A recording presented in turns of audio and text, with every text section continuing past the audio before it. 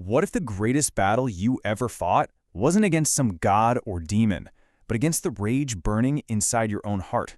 We're going to dive into a story that asks a really tough question. To protect the innocent, do you have to become a monster yourself? So at the core of this whole epic journey are two completely opposite ways of looking at the world. On one side, you have the monk, who's all in on absolute peace. And on the other, his protector, the warrior, who's like, look, sometimes violence is the only answer. This clash right here sets the stage for everything.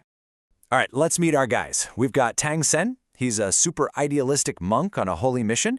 And his guardian? None other than the legendary Monkey King, Sun Wukong, a being with just unbelievable power, but, a notoriously short fuse. Their bond is solid, but their beliefs are about to be put to the ultimate test. Now, their mission sounds pretty straightforward, right? Just travel west, grab some sacred texts, and come home. Wukong's job is even simpler. Keep the monk from being eaten by the countless demons who'd love to do just that. But there's a catch, a huge one, laid down by his master. And there it is. The monk lays down the law. No violence, period. He truly believes that faith and compassion are all they need to get through this. Now for Wukong, a guy literally born for battle, this is a nightmare. He's basically being asked to do his job with both hands tied behind his back. I mean, this puts Wukong in a truly impossible spot. His whole purpose is to protect his master, but his number one tool, his incredible strength, is now off limits. It really makes you wonder, in a world that's actively trying to kill you, is being a pacifist a noble goal, or is it just a fatal weakness? And yeah, you can bet this whole debate doesn't stay in theory for long. Wukong's instinct to protect his master, well, it's about to lead to an absolute disaster. A moment where doing what he thinks is right is going to cost him everything. So here's how it all goes down. Some demons pull a nasty trick. They get innocent villagers to eat this tainted food, which makes them look like vicious monsters. Wukong, seeing the threat to his master, does what he does best. He attacks. But the monk, he can't see the demonic magic. All he sees is his protector, his disciple, brutally murdering what look like helpless people. And this moment just perfectly captures how far apart they are. The monk sees uncontrolled, brutal rage. Wukong sees a necessary evil to save his master's life. It's like they're watching the same event, but in two completely different realities. For Wukong, that line between right and wrong just got completely erased. And that's the final straw. For the monk, this act of violence is the ultimate betrayal of their entire mission, so he does the unthinkable. He casts Wukong out, banishes his most loyal and powerful friend, just like that. But here's the thing. This whole tragic misunderstanding, it was no accident. Oh no. As Wukong is walking away, totally shamed and confused, the real masterminds are getting ready to make their move. This was all part of a much bigger, much darker plan. And their plan was actually pretty genius when you think about it. It's a simple four-step trap. They didn't have to beat the Monkey King in a fight.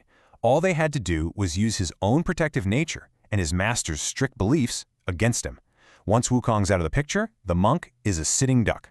But here's a twist. The demons aren't after the monk for the usual reason, to eat him and become immortal. Their motive is actually kind of tragic. They need his pure spiritual energy to save the soul of their sister, Xiao Yi, who's dying. It just adds this whole other layer, right? They're definitely the villains, but they're driven by a twisted kind of love. So this is where the story pivots. It stops being about an external fight against demons and becomes this much deeper, way more personal conflict. Wukong's greatest enemy isn't some monster who kidnapped his master, it's the one living inside his own head. So let me introduce you to Amal. And this isn't just a metaphor for anger. We're talking a literal separate consciousness. It was born from the pure, wild fury of Wukong's famous rebellion against the heavens. Amo is basically all that rage given a name and a mind of its own, sealed away where it can't hurt anyone. And now we see the real plan. Capturing the monk was just bait. The real goal is to make Wukong so angry, so desperate, that he's forced to break the 6 seals on his bracelet and set Amo free. It's an insane paradox. To save his master, he has to embrace the exact rage that got him banished in the first place. And as Wukong gets pushed closer and closer to the edge, you can feel Ama starting to surface. This isn't just Wukong getting angry anymore. It's another being trying to take the driver's seat. And Ama sees Wukong's compassion and his loyalty as nothing but pathetic weaknesses. And you can imagine what Amo is whispering in his ear. It's seductive, right? It's offering Wukong what a part of him has always wanted, absolute unrestrained power. no master, no rules, just the pure, raw strength to remake the world however he sees fit. Okay, so all of this is building up to a huge climax, a resolution, where both our heroes have this powerful new realization. It's a point where they don't just beat the bad guys, they completely redefine what it even means to be strong. The monk. After being captured and seeing his peace-only philosophy completely fail him, he finally gets it. He realizes the journey isn't about staying pure and untouched by the world's darkness. It's about understanding it. True enlightenment, he sees, comes from mastering your own inner demons. And at the same exact time, Wukong has his own breakthrough.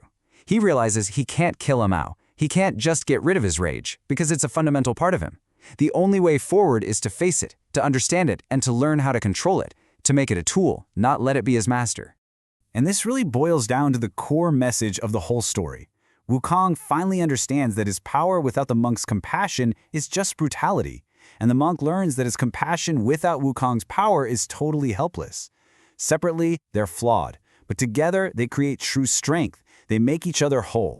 So when Wukong finally wins, he's a completely changed person. He's not just a weapon anymore, not just brute force.